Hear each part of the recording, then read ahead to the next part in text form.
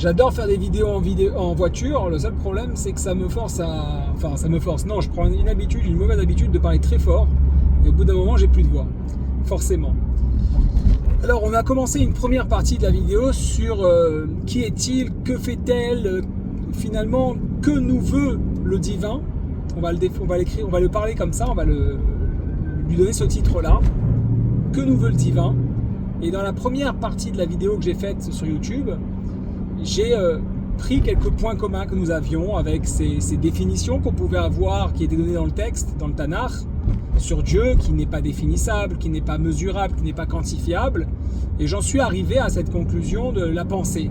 Que, évidemment, la pensée, on ne s'arrête jamais de penser, on ne sait pas quand est-ce qu'on a commencé à penser, et que par conséquent, ça pouvait se rapprocher finalement de Dieu. Ceci étant dit, c'est très vrai, mais c'est surtout très incomplet.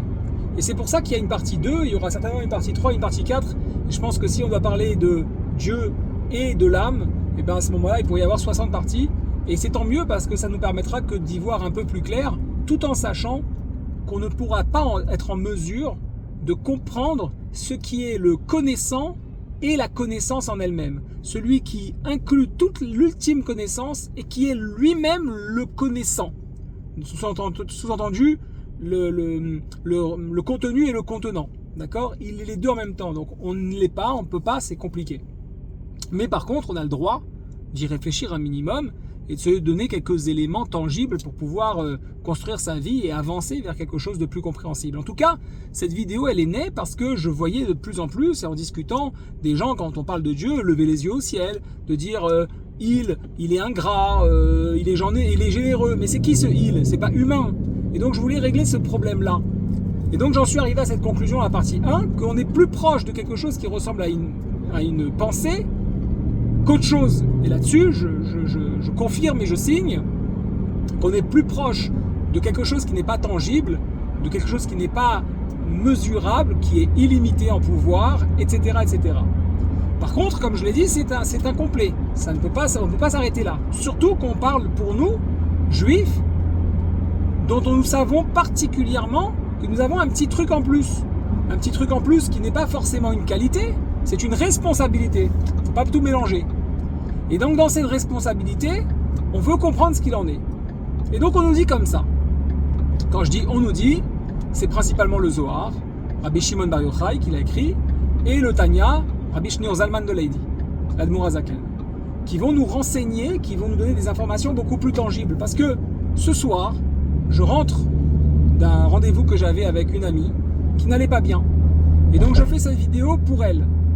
Parce que plus on discutait sur son mal-être, un mal-être profond, plus j'ai compris que c'est son âme qui communiquait. C'est son âme qui était en souffrance. Et je lui ai dit ce que je ressentais, comme la manière dont je le voyais, et elle n'a fait que confirmer mes paroles. Et ça m'a fait du bien, surtout parce que ça m'a fait du bien pour elle, de pouvoir être disponible pour elle, pouvoir l'aider, la conseiller, et lui donner une issue de secours, une porte à ouvrir sur laquelle ça aboutit à quelque chose.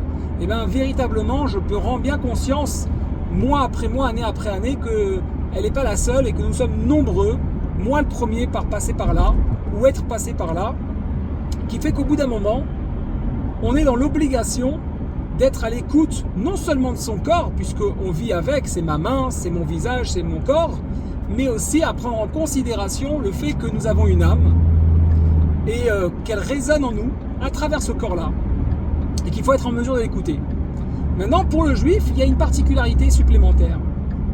Tout le monde, même les animaux, ont une âme. Une âme qu'on appelle chez nous Nefesh Abehamit, c'est-à-dire une âme animale. Alors, est-ce que ça veut dire qu'elle se rapproche de la girafe, du lion ou du chien ou du chat? Pas du tout. Ça veut juste dire qu'elle exprime et qu'elle résonne dans les besoins primaires du corps.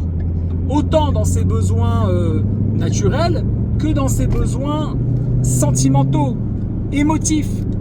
La joie, le bonheur, mais la jalousie aussi, la tristesse, la colère vont s'exprimer à travers le Nefesh Abehamit, à travers l'âme animale. Et tous les juifs l'utilisent aussi. Seulement, nous dit le texte, l'âme est divisée en deux parties pour un juif. C'est la même mais divisée en deux parties. Une partie animale et une partie divine. C'est quoi cette partie divine? C'est très simple. Le divin, donc le créateur du monde, a mis une partie de lui-même en nous, en chaque juif. Ce qui fait qu'il a une responsabilité supplémentaire. C'est quoi cette responsabilité? C'est juste énormissime ce que je vais vous dire maintenant.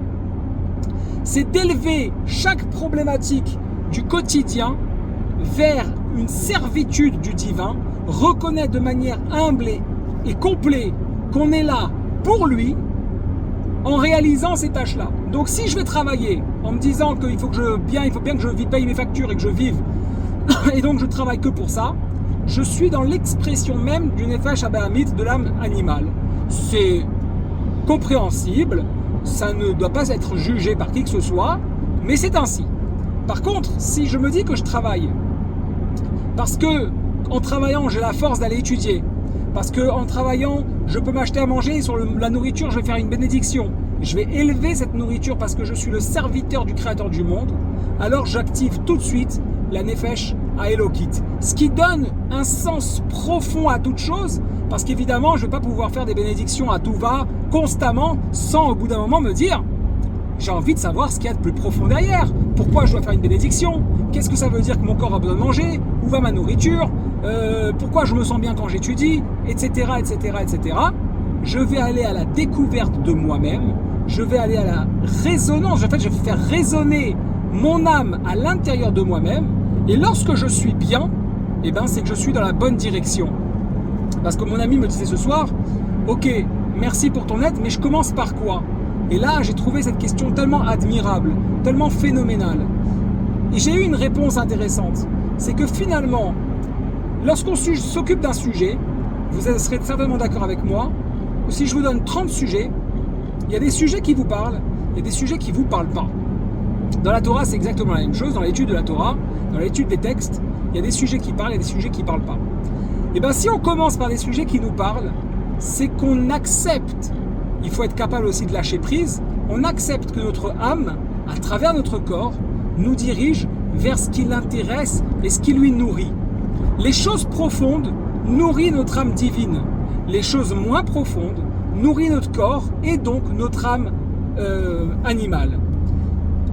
Pour faire un petit peu simple, on dit que l'âme animale se situe dans le sang, ça c'est le Tanya qui le stipule, et que l'âme divine se situe à côté de notre sérel, de notre intelligence. Donc vous voyez que c'est beaucoup plus clair, parce que si c'est dans le sang, comme on dit à quelqu'un, il a le sang chaud, c'est que ce sont les émotions qui s'expriment, c'est ce qui est du tac au tac, j'ai réagi à froid, ou j'ai réagi à chaud, etc., etc. C'est du tac au tac.